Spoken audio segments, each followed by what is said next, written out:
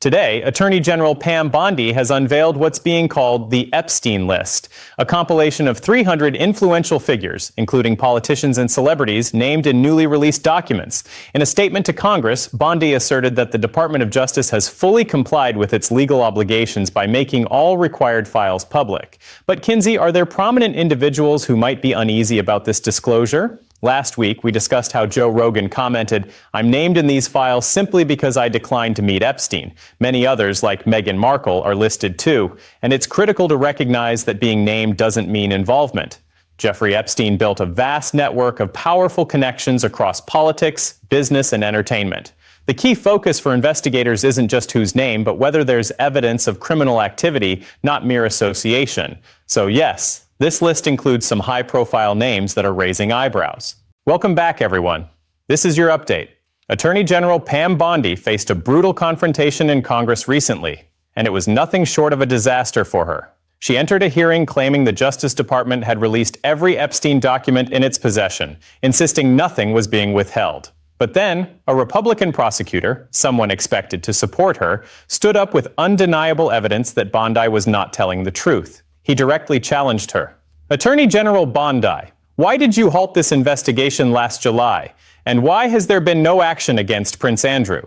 Bondi tried to deflect, saying, "You didn't ask these questions of Merrick Garland when he was in charge." The prosecutor shot back, "I'm reclaiming my time. I agree there were failures under Garland, Bill Barr, and Alex Acosta. Years of dropped balls. But you're the one in charge now. You have the authority to hold people accountable, yet you're shielding them." The questioning didn't stop there. The prosecutor pressed Bondi about another figure, Donald Trump, whose name appears repeatedly in the Epstein files. He presented specific documents Bondi had failed to disclose: internal DOJ memos, draft indictments, and emails that federal law mandates be released. Bondi was left speechless, her defense unraveling in real time on live television as the evidence piled up. Shifting to another major development, we're monitoring events on Capitol Hill, where Attorney General Pam Bondi announced in a letter that all Epstein-related documents have been disclosed as required by Section 3 of the Epstein Files Transparency Act. The letter, sent to Senate Judiciary Committee Chairman Chuck Grassley, Ranking Member Dick Durbin, House Judiciary Committee Chairman Jim Jordan, and Ranking Member Jamie Raskin, was obtained by Fox News Digital.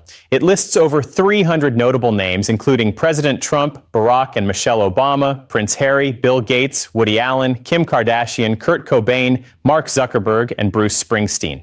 The letter clarifies that these individuals, current or former government officials or politically prominent figures, are named at least once in the files, in contexts ranging widely. This is significant because Bondi has repeatedly claimed for weeks that she's released everything. Yet a member of her own party just exposed that as false. Here's what happened. On February 14th, Bondi sent a letter to Congress stating that all Epstein files held by the DOJ under the Transparency Act had been made public. She attached a list of roughly 340 names mentioned in the documents and essentially said, "That's it, we're done." But lawmakers weren't convinced. The files Bondi provided were heavily censored, with large sections blacked out and key names omitted. Both Democrats and Republicans pushed back, saying, "This doesn't look complete. It feels like you're hiding something." Bondi doubled down, insisting, "We've released everything the law requires. There's nothing more to see." That narrative fell apart spectacularly. During a follow-up congressional hearing, a Republican lawmaker, who is also a former prosecutor, came armed with proof. He presented internal DOJ records, oversight correspondence, and precise references to documents Bondi never released. He laid them out methodically: an 86-page prosecution memo from the Southern District of New York, a draft indictment from Florida naming Epstein's co-conspirators, and internal DOJ emails discussing why certain individuals weren't charged. All of these were explicitly required under the Epstein Files Transparency Act, and none were included in Bondi's releases. This wasn't just a claim that documents were missing. The lawmaker proved it. He cited specific case files referencing these materials, pointed to DOJ inventories listing them, and showed that the Justice Department was fully aware of their existence but chose to withhold them. Bondi couldn't argue ignorance or irrelevance. She was caught, plain and simple, misleading Congress about full disclosure. And the most striking part? This wasn't a Democrat playing politics. It was a Republican, someone who should have been her ally, exposing her because he was fed up with the secrecy. Bondi's response was weak. She tried to argue that some documents were shielded by deliberative process privilege, a legal principle protecting internal government discussions. But that excuse doesn't hold up. The Transparency Act explicitly overrides such protections for Epstein files, requiring the release of memos and emails about prosecutorial decisions. Bondi knows this, yet she's clinging to a defense that the law dismantles. Her credibility took a massive hit. This bombshell shatters Bondi's entire narrative. For weeks, she's told Congress and the public that the DOJ was fully transparent, dismissing critics as politically motivated. Now, there's concrete evidence she withheld key documents, knew they existed, and chose to keep them secret. Worse, it was a Republican who called her out, making her position even more precarious. The contempt case against her just gained serious momentum. Before, she could argue she was navigating complex legal requirements. Now, Congress has proof she lied about what she released, turning this into a clear case of obstruction. The stakes are enormous. If Bondi misled Congress about these files, what else is she concealing? Are there more memos, emails, or draft indictments? How many names remain protected? The withheld documents reportedly explain why certain Epstein associates were never charged, people prosecutors considered pursuing but ultimately let go. Bondi is sitting on information that could reveal who these individuals are and why they escaped accountability. That's precisely what the Transparency Act and the public demanded, and she's standing in the way. The pressure on Bondi is intensifying. Contempt proceedings already underway now have stronger grounds. Congress can point to specific falsehoods she told about the releases, arguing her refusal to comply is deliberate obstruction warranting severe penalties, fines, detention, even impeachment. This time, Bondi can't dismiss it as partisan, since a Republican exposed her. Her own party is turning against her, amplifying the political and legal fallout. Let's break down exactly what Bondi is hiding and why it matters so much. The Epstein Files Transparency Act didn't just demand investigative records like police reports or witness statements. It required the DOJ to release internal documents detailing why certain individuals were investigated, why some faced charges while others didn't, what evidence existed, and what legal strategies were considered. These are the materials Bondi is withholding. First, there's an 86-page prosecution memo from the Southern District of New York, a detailed report by prosecutors analyzing the Epstein case and recommending who to charge.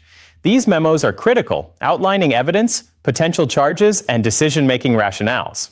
In this case, it likely names Epstein's associates, enablers, or even clients. Court filings from Epstein-related civil cases confirm this memo exists. Victims' lawyers cited it and judges referenced it. It's part of the public record, so Bondi can't deny its existence. The DOJ has it, and she's chosen to keep it hidden.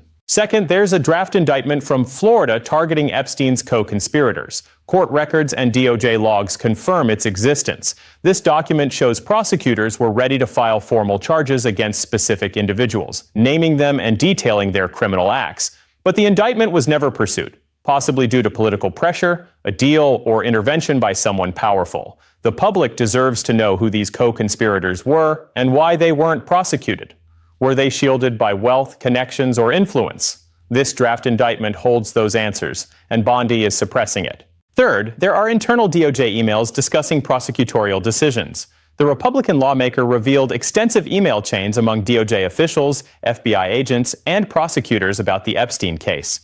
These emails likely revealed debates over who to charge, what evidence was available, what challenges arose, and possibly who pressured them to drop certain cases. The Transparency Act was designed to bring this kind of behind-the-scenes information to light, but Bondi is blocking it, citing deliberative process privilege. Again, the law overrides that privilege for Epstein files, so her excuse is legally invalid. Then there's the issue of redactions. The files Bondi did release are heavily censored, with names and entire sections blacked out. When Congress questioned this, she claimed it was to protect victims and ongoing investigations. While redacting victim names is valid, experts say the scope of her redactions goes too far. You can't hide the names of perpetrators or associates. That undermines the law's purpose. Lawmakers who've seen unredacted versions, as reported by Al Jazeera, confirmed that at least 6 prominent names were concealed, names tied to Epstein's network, not victims. Bondi is protecting these individuals, and it's fueling outrage. The political consequences are dire. Bondi isn't just facing Democratic scrutiny anymore. Republicans are turning on her. The prosecutor who exposed her is a conservative, someone who should be in her corner. His decision to bring evidence and call her out publicly shows how egregious her actions are. When your allies betray you, you're in deep trouble. This shifts the contempt proceedings dramatically. Bondi can no longer claim she's doing her best. Congress has proof she lied about what she released, making her actions deliberate obstruction, not a misunderstanding. Impeachment is now a growing possibility. Lying to Congress is a serious offense, potentially criminal. If Bondi continues to withhold documents after this exposure, she's defying federal law and obstructing oversight, grounds for impeachment.